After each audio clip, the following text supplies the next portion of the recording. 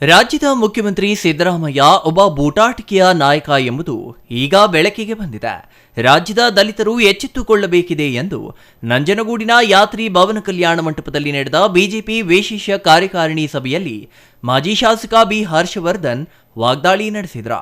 BJP ನಗರ ಮತ್ತು ಗ್ರಾಮಾಂತರ ವಿಧಾನಸಭೆಯ ವಿಶೇಷ ಕಾರ್ಯಕಾರಿಣಿ ಸಭೆ ಉದ್ಘಾಟನೆ ಮಾಡಿ ಅವರು ಮಾತನಾಡಿದರು. ನಂಜನಗೂಡಿನಲ್ಲಿ ಬಿಜೆಪಿ ಸಂಘಟನೆ ಚುರುಕು ಮಾಡಬೇಕಿದೆ. ಪ್ರತಿಯೊಬ್ಬ ಕಾರ್ಯಕರ್ತರು ಪಕ್ಷದ ಮೇಲೆ ನಿಷ್ಠೆ ಇರಬೇಕು. ವಾಲ್ಮೀಕಿ ನಿಗಮದ ಹಗರಣವಾಗಿದೆ. ರಾಜ್ಯದ ಮುಖ್ಯಮಂತ್ರಿಯಾಗಿರುವ ಸಿದ್ದರಾಮಯ್ಯನವರು ಸತತ 45 ವರ್ಷಗಳಿಂದ ರಾಜಕಾರಣ ಮಾಡಿರುವ ಪರಿಶುದ್ಧ ನಾಯಕ ಎಂಬ ಮನಸ್ಥಿತಿಯಲ್ಲಿ ನಾವಿದ್ದೆವು. ಯಾವಾಗ ರಾಜ್ಯದಲ್ಲಿ ವಾಲ್ಮೀಕಿ ಹಗರಣ ಬೆಳಕಿಗೆ ಬಂತು ಆಗ ತಿಳಿಯಿತು ಸಿದ್ದರಾಮಯ್ಯನವರ ಮತ್ತೊಂದು ಮುಖವಾಡ.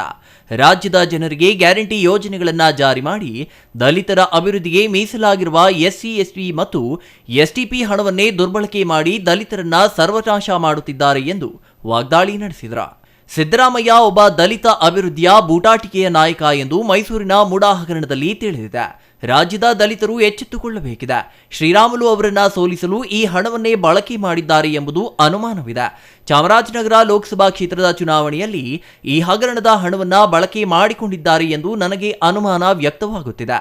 ಮುಂಬರುವ ತಾಲೂಕು ಪಂಚಾಯಿತಿ ಮತ್ತು ಜಿಲ್ಲಾ ಪಂಚಾಯಿತಿ ಚುನಾವಣೆಗೆ ಸಜ್ಜಾಗಬೇಕಿದೆ. ಸಂವಿಧಾನ ವಿಚಾರ ಬಂದಾಗ ನಾವೆಲ್ಲರೂ ಒಂದಾಗಬೇಕು. 1 ವರ್ಷದ ಕಾಂಗ್ರೆಸ್ ಸರ್ಕಾರದ ಬಗ್ಗೆ ಜನರಿಗೆ ನಾವು ತಿಳಿಸಬೇಕಿದೆ ಎಂದರು. ಬಿಜೆಪಿ ರಾಜ್ಯಾಧ್ಯಕ್ಷ ಬಿವೈ ವಿಜಯೇಂದ್ರ ಅವರು ಬೆಂಗಳೂರಿನಿಂದ ಮೈಸೂರಿಗೆ ಪಾದಯಾತ್ರೆ ಮಾಡಲು ನಿರ್ಧಾರ ಮಾಡಿದ್ದಾರೆ.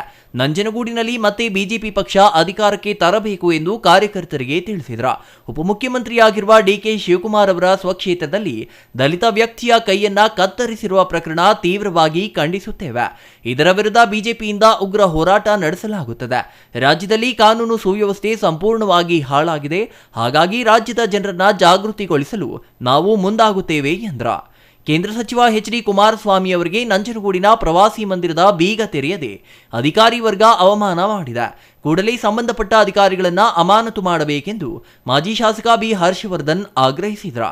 ದಕ್ಷಿಣ ಕಾಶಿ ನಂಜನಗೂಡಿನ ಶ್ರೀ ನಂಜುಂಡೇಶ್ವರ ಸ್ವಾಮಿ ದೇವಾಲಯಕ್ಕೆ 3-4 ದಿನಗಳ ಹಿಂದೆ ರಾಜ್ಯದ ಮಾಜಿ ಮುಖ್ಯಮಂತ್ರಿ ಹಾಗೂ ಕೇಂದ್ರ ಸಚಿವ ಎಚ್ ಡಿ ಕುಮಾರಸ್ವಾಮಿ ಅವರು ಆಗಮಿಸಿದರು.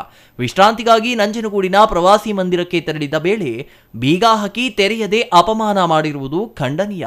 ಅವಮಾನ ಮಾಡಲೇಬೇಕು ಎಂದು ನಡೆದಿರುವ ಪಿತೂರಿ ಇದೆ. ಸಂಬಂಧಪಟ್ಟ ಅಧಿಕಾರಿಗಳನ್ನ ಕೂಡಲೇ ಅಮಾನತು ಮಾಡಬೇಕು ಎಂದು ಆಗ್ರಹಿಸಿದ್ರು.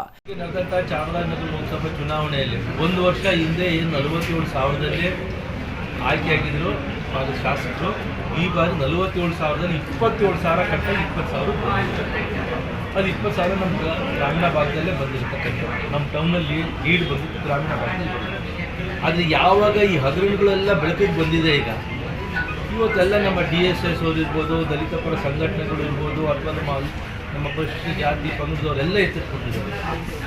ಖಂಡಿತವಾಗ್ಲೂ ಬರ್ತಕ್ಕಂಥ TP-ZP ಚುನಾವಣೆಯಲ್ಲಿ ಪಕ್ಷದ ಅಭ್ಯರ್ಥಿ ಎಲ್ಲ ಸ್ಥಳೀಯರಲ್ಲಿ ನಮ್ಮ ಮುಖಂಡರ ಜೊತೆ ಸೇರಿಕೊಂಡು, ಯಾಕಂದರೆ ನಾವು ಇದನ್ನು ಜಿದ್ದಾಜಿದ್ದಿ ಚುನಾವಣೆಯಲ್ಲಿ ನಾವು ಒಳ್ಳೆ ಉತ್ತಮವಾದಂಥ ಅಭ್ಯರ್ಥಿ ಇರಿಸಬೇಕು. ಎಲ್ಲ ಅಭಿಪ್ರಾಯ ತಗೊಂಡು ಪಕ್ಷ ತೀರ್ಮಾನ ಮಾಡಿದ್ದಾರೆ ಒಂದು ಕಡೆಯಲ್ಲಿ. ಬಟ್ ನಮಗೆ ಉತ್ತಮವಾದಂಥ ಫಲಿತಾಂಶ ನಂಜನಗೂಡಿನ ನಿರೀಕ್ಷೆ ಇದೆ. ಖಂಡಿತವಾಗ್ಲೂ ಅದು ಆಗುತ್ತೆ. 3 ದಿನ ಕಳೆದ ಮೇಲೆ ಸ್ಥಳಕ್ಕೆ ಭೇಟಿ ಕೊಟ್ಟಿದ್ದೆ. ಯಾಕಂದರೆ ಅವಾಗ SC STದಲ್ಲಿ ಒಬ್ಬ ಮೆಂಬರ್ ಆಗಿದ್ದೆ ನಮ್ಮ ಕಮಿಟಿಯಲ್ಲಿ. ಕನಕಪುರದಲ್ಲಿ ಸ್ವತಃ ಉಪಮುಖ್ಯಮಂತ್ರಿಗಳಾದ ಶಿವಕುಮಾರ್ ಅವರ ಕ್ಷೇತ್ರದಲ್ಲೇ ಈ ಥರ ನಡೆಯುವಂಥದ್ದು, ನಿಮಗೆ ಇಲ್ಲಿ ಕಾನೂನು ಎಷ್ಟು ಮಟ್ಟಿಗೆ ಹದಗೆಟ್ಟೋಗಿದೆ ಅಂತಕ್ಕಂಥದ್ದು ನೀವು ತಿಳ್ಕೊಬೇಕು. ಸಾಮಾನ್ಯ ಜನರು ಇವತ್ತು ನಮ್ಮ ರಾಜ್ಯದ ಸ್ಥಿತಿಗೂ ಅರ್ಥ ಮಾಡ್ಕೊಬೇಕು. ಏನು ಗ್ಯಾರಂಟಿ ಯೋಜನೆಯಲ್ಲಿ ಇವತ್ತು ಈ ಸರ್ಕಾರ ಮಾಂಸ ಕೊಟ್ಬಿಟ್ಟು ನಾಯಿ ಮಾಂಸ ಕೊಡ್ತಾ ಇದೆಯಲ್ಲ, ಆ ಥರ ಆಗೋಗ್ಬಿಟ್ಟಿದೆ ಈಗ. ಸಿದ್ದರಾಮಯ್ಯನವರು ಹೇಳೋದೇ ಒಂದು, ಮಾಡೋದೇ ಒಂದು. ಸೊ ಈ ಥರ ಇವತ್ತು ಕನಕಪುರದಲ್ಲಿ ನಡೆದಿರೋದು ನಿಜವಾಗ್ಲೂ ಆಶ್ಚರ್ಯ ಆಗುತ್ತಂದರೆ, ಇಷ್ಟು ವರ್ಷ ಅಲ್ಲಿ ಒಂದು ಗುಂಡಾಗಿರಿ ಯಾವ ಥರ ನಡೀತಾ ಇತ್ತು, ಅಲ್ಲಿ ಹೆಂಗೆ ನಡೆಸ್ಕೊಂಬರ್ತಾಯಿದ್ರು. ಸೊ ಇದ್ರ ಬಗ್ಗೆ ಒಂದು ದೊಡ್ಡದಾಗಿ ಒಂದು ಹೋರಾಟನೂ ಕೂಡ ನಾವು ಮಾಡ್ತೀವಿ. ಇಲ್ಲಿ ಇದ್ರ ಬಗ್ಗೆ ಏನೋ ಒಂದು ಎಲ್ಲ ಕಾರ್ಯಾಚರಣೆ ನಡೀತಾ ಇದೆ. ನಾವು ಮೈಸೂರು ಮತ್ತು ಬೆಂಗಳೂರಲ್ಲಿ ಏನು ಪಾದಯಾತ್ರೆ ನಡೀತೀವಿ, ಇದು ಒಂದು ಕೂಡ ಇಂಪಾರ್ಟೆಂಟ್ ವಿಚಾರ ಆಗುತ್ತೆ. ಇದನ್ನು ತಗೊಂಡು ನಾವು ಇವತ್ತು ಜನರಲ್ಲಿ ಮತ್ತು ವಿಶೇಷವಾಗಿ ದಲಿತರಲ್ಲಿ ಜಾಗೃತಿ ಮೂಡಿಸುವ ಕಾರ್ಯ ನಾವು ಮಾಡ್ತೀವಿ. ಇನ್ನು ಈ ಸಂದರ್ಭದಲ್ಲಿ ಬಿಜೆಪಿ ಜಿಲ್ಲಾಧ್ಯಕ್ಷ ಮಹದೇವಸ್ವಾಮಿ, ಜಿಲ್ಲಾ ಉಪಾಧ್ಯಕ್ಷ ಚಿಕ್ಕರಂಗನಾಯಕ, ಮಂಡಲಾಧ್ಯಕ್ಷ ಕೆಂಡಗಣಪ್ಪ, ನಗರಾಧ್ಯಕ್ಷ ಸಿದ್ದರಾಜು, ಮುಖಂಡರಾದ ಕೆಂಪಣ್ಣ, ಸೋಮಣ್ಣ, ಮಂಗಳ ಸೋಮಶೇಖರ್, ನಗರಸಭಾ ಸದಸ್ಯ ಮಹದೇವ ಪ್ರಸಾದ್ ಸೇರಿದಂತೆ ಇನ್ನೂ ಹಲವರು ಭಾಗವಹಿಸಿದ್ರು. Kumar, CTV news, Nanjangud.